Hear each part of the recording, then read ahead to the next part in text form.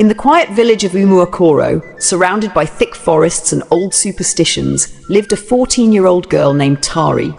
She was gentle, observant, kind, a girl whose silence spoke louder than most people's words. Her mother had died when she was just 7, leaving her in the care of her father and a new woman he married shortly after. Madame Obidi never loved Tari. She treated her like a mistake that needed cleaning up. Tari was given the worst chores, the coldest food, and the harshest words. Her only peace came in the early mornings when she fed birds behind their mud house and read from the worn-out book of folktales her mother once owned. One dry season afternoon, when the village well ran low, Madame Obidi called for her.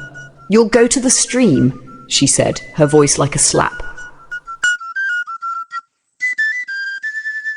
The forbidden stream. Tari froze.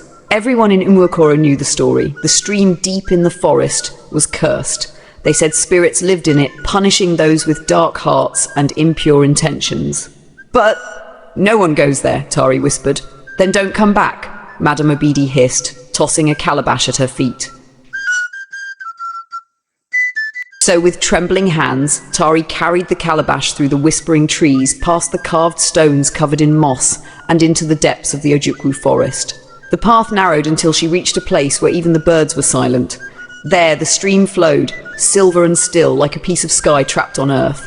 She knelt beside it, dipped the calabash in, and suddenly the water shimmered. A face appeared. A woman, ethereal, beautiful, sad. "You are not like the others," the spirit said softly. "You come not with greed, but with innocence." Tari could not speak. The woman reached out, touching the calabash. It turned golden, the water glowing like moonlight.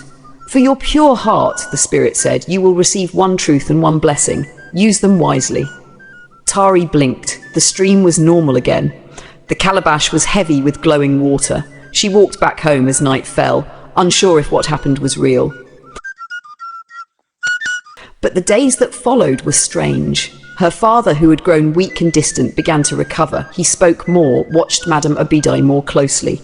And then papers, hidden papers, surfaced. Evidence of forged documents, missing money, whispers about poison.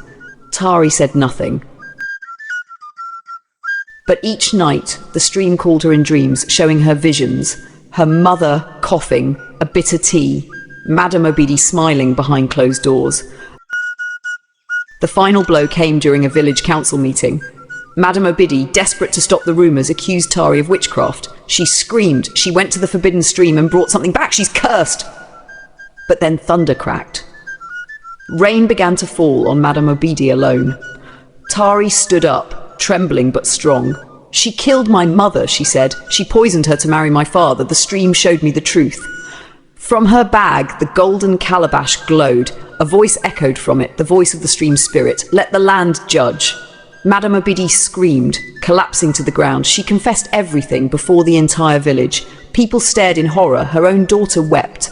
After that day, things changed. Tari's father embraced her fully for the first time in years. He wept in her arms, begging her forgiveness. Tari never returned to the stream, but she often sat near the edge of the forest, feeling the wind whisper around her like an old friend. She became a healer, a storyteller, a girl once forgotten who grew into a woman everyone respected. And Madame Obidi? She lived the rest of her days alone, haunted by what she tried to bury, destroyed by the very stream she thought would destroy a child. Because sometimes the most dangerous thing in a cursed place is a pure heart.